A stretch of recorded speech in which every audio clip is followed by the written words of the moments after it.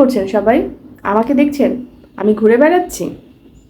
ঘুরে যাই বেড়াই না কেন, আজকে একটা ইম্পর্টেন্ট গল্প বলবো। যে গল্পটা বলবো সেই গল্পটা আমি বলার সময় চিন্তা করবেন সে গল্পের হিরো অথবা হিরোইন আপনি। আচ্ছা, ধরুন কোথাও বেড়াতে যাব। বেড়াতে যাওয়ার জন্য একটা বাস ধরলাম। বাসে করে যেতে যেতে দেখলাম বাস আমাকে যে গন্তব্যে নামানোর কথা ছিল আমি সেখানে না যেয়ে অন্য একটা জায়গায় চলে গিয়েছি।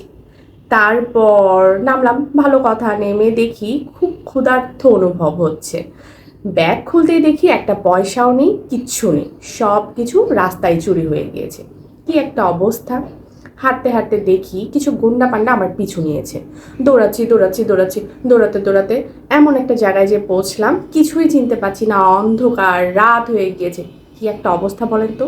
কিন্তু এই অবস্থা নিয়ে যদি কোনো মুভি বানানো হয় কতটা ইন্টারেস্টিং লাগে বলেন তো। সেটা যত বড় মুভি হোক না কেন, আর মুভির মাঝখানে যত অ্যাডই আসুক না কেন, খুব ধৈর্য সহকারে কিন্তু মুভিটা আমরা দেখবো, তাই না? এই যে বিপদ, এই বিপদের সময় কি মনে হয়েছিল আমার? জীবনটা আমার শেষ, আজকে তো আমি শেষ, এর থেকে তো আমি কোনোভাবেই মুক্তি পাবো না। কিন্তু মুভিতে কতটা ইন্টারেস্টিং ব্যাপার ঘটেছিল, না কিছু একটা হবে, কিছু একটা হবে, এবং এর থেকে কিভাবে বাঁচা যায় এই ব্যাপারটা মুভিতে দেখাবে, যেভাবে হোক দেখতে হবে। ওই ইন্টারেস্টটা যদি আমার নিজের মধ্যে বিপদের সময় থাকে, তাহলে ওই অ্যাকশনটা যে একটা পর্যায়ে যায়, যে অ্যাকশনটা আমি নিব আমার বিপদটাকে ওভারকাম করার জন্য, সেটা কিন্তু দুর্দান্ত হয়। আজকে কথা বলার কারণ হচ্ছে সেটাই।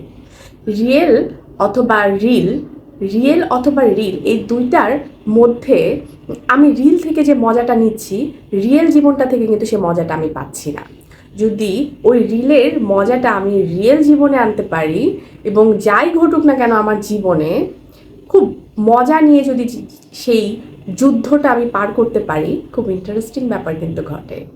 এবং জীবনটা একটা পর্যায়ে যখন আপনি কাউকে বলবেন গল্পগুলো, মুভির থেকে কম লাগে না? খুব সুন্দর, খুব মজার কিছু মুহূর্ত কিন্তু আমরা পেয়ে যাই। আজকে গল্প বলার কারণ কিন্তু এটাই, বুঝতে পেরেছেন?